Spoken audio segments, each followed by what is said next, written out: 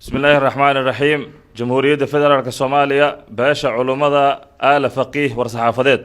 ujeedo cabasho iyo kadigid boob la damacsan yahay kursiga hoob eber 34 ee beesha culimada reer faqih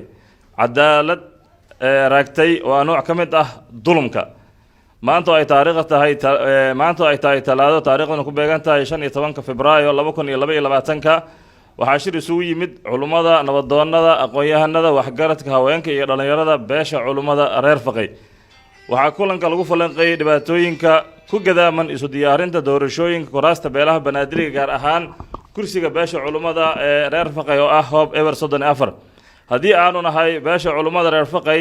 ee ku fadhida kursiga eber 34 waxaa faragelin toos ah nagu haya shakhsiyaad sheeganaya inay ka tirsan yihiin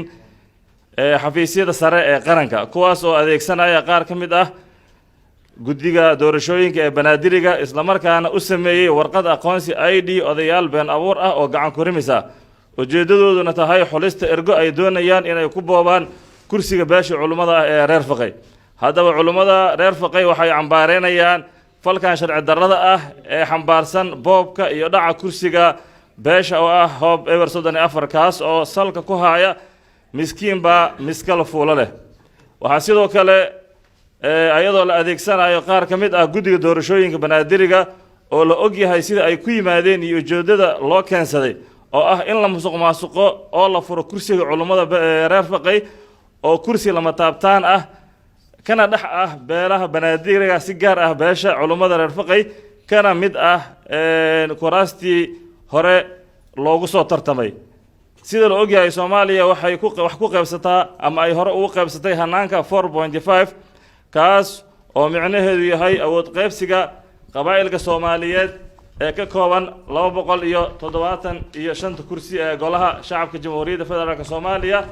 kuraasta oo ay ku astaysan yihiin kursi waliba qabiil Soomaaliyeed oo gaar ah haddaba guddiga doorashooyinka qaranka ee kuraasta banaadiriga siid waxaan uga digaynaa in aysan ku xadgudbin dastuurka kumeelgaarka ah ee Jamhuuriyadda Federaalka Soomaaliya iyo habraaca doorashada dadban kuraasta golaha shacabka ee 2016 oo saldhig u ah hanaanka doorasho ee heshiisyada madasha wada tashiga qaran ee 17 Sebtembar 2020 27 May 2021 iyo 22 Agoosto 2021 waxaa beesha culimada reer faqih aad ay uga walacsan tahay arrimaha soo ifbaxaya ee ku aadan furista kursiga beesha iyadoo ujeedadu tahay in la dul saaro beel kale oo aan isku xuquuq iyo deegaanba ahayn hadhaco amar ku taagleynta eexda iyo qof jeclaysiga culimada reer faqih waa og yihiin kuwa ka dambeeya ee doonaya in ay boobaan kursigooda ayagoo soo adeegsanaya cadaqaatiyaal aan ognahay in ay sharaf xumeeyeen magaca ummadda Soomaaliyeed iyo kan dadka banaadiriga gabagabo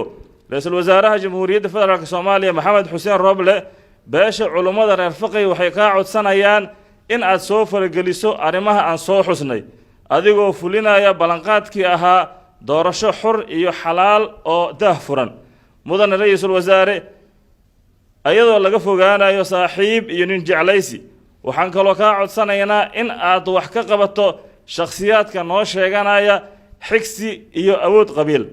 farigelinta ku haya beesha culimada ah ee reer faqih adiga oo fulinaya mas'uuliyadda gaarka ah ee ka saaran kuraasta beelaha banaadiriga ugu dambeyn guddiga doorashooyinka ee heer federaal iyo guddiga xalinta khilaafaadka waxaan iyagana ka codsanaynaa in ay ka gutaan waajibaadkooda dastuuriga ah